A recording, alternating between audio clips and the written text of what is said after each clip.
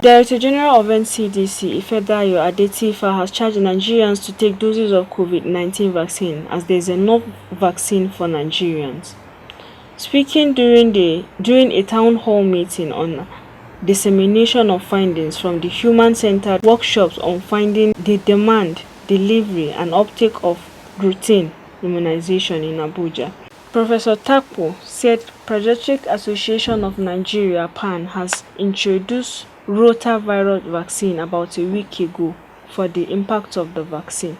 Wow, their take home is to take the meat of what we are going to present, that is, the outcome of our findings. First of all, we want to walk them through the scientific process of how we arrived at these innovative solutions to raise immunization demand as well as coverage.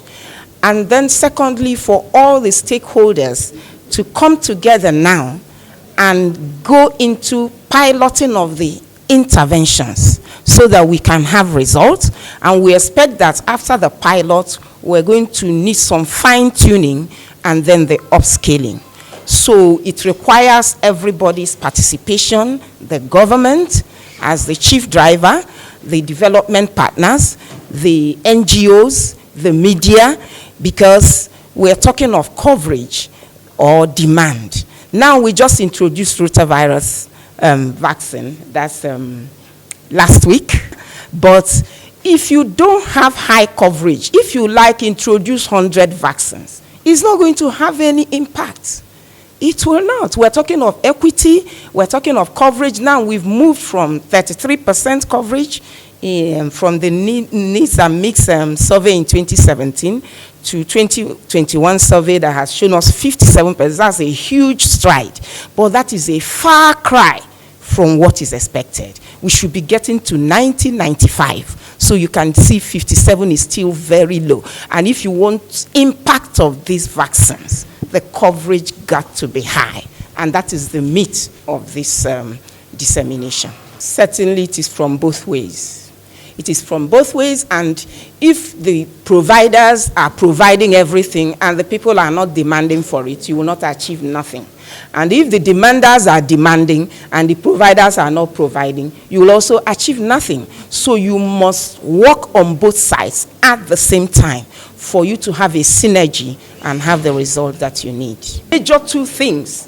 We first of all did a survey of all the immunization providers, the health workers, the health professionals, to hear from them. It's over 5,000 respondents across the nation. And there were a number of things we found, but the two key things that we found that, were in the front burner, so to say, was that for the vaccinators, the major issue was off-schedule vaccination.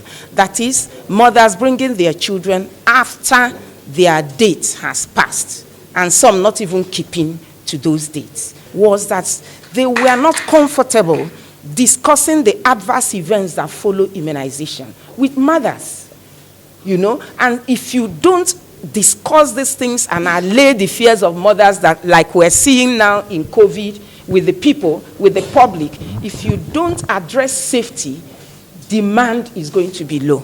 In terms of COVID vaccines, COVID-19 vaccines, we know that there are enough doses of vaccines in the country. Our challenge is not vaccine doses. Our challenge is the arms to get vaccines into. So we are very much aligned with the efforts of the Presidential Steering Committee on COVID, the MPHCDA, the Federal Ministry of Health, to call on Nigerians to ensure that they make use of all of the opportunities that have been provided by government to receive your primary series, which is your first 2 doses, or your first and second boosters, as the case may be. These vaccines are available in all public health facilities and indeed in many private facilities. So please go out and get immunized so that we can finally put COVID behind us and move on to our journey to returning towards normal. We are doing a few things. As you are aware, the MPHCDA launched Skills version 3.0, which again was an effort to ramp up the COVID immunization through over the next couple of months through provision of incentives, scale up to additional facilities, monitoring and the like. And of course, we continue in alignment with that to preach on all of our platforms for people to take up vaccination and to remember that the COVID-19 pandemic is not over. And of course, we depend significantly on yourselves, the gentlemen of the press, to take this very important message to all the nooks and the crannies of the country. But of course, there is ongoing work similar to this one to identify causes of hesitancy or challenges that may be preventing high levels of vaccination uptake. I will not bore you because Dr. Becky have told you all the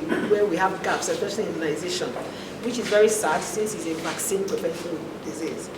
So PAN, working with the American Academy of Pediatrics, they're like PAN in America, we came together to do projects in Nigeria. They sponsored the project with the US CDC.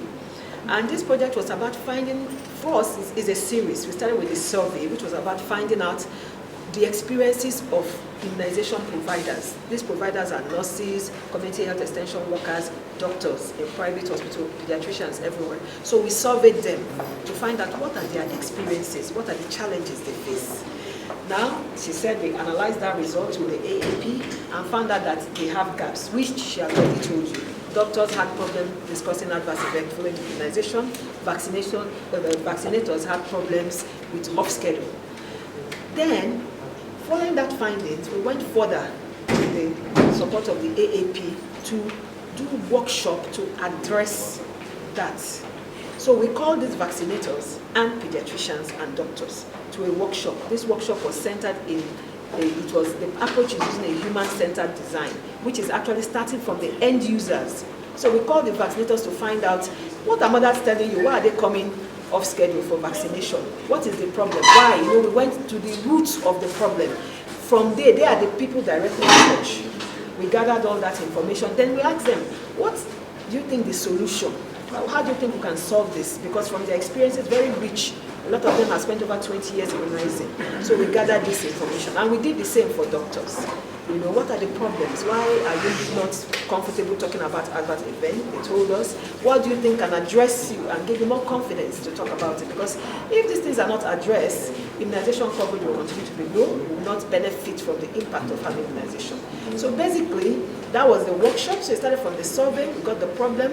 We got the people that are about the problem and got them to solve the problem. And that is what we're about to disseminate to. So what's the way forward in increasing routine immunization in the country? Doctor will meet before we give our presentation, but we are providing some innovative solutions that will help remind mothers. A lot of them said the reason why they come off schedule is because they forget. Just that they don't remember that it's their child immunization. When you go to the next one is 6 weeks or 4 weeks, you put the card somewhere. So we want to find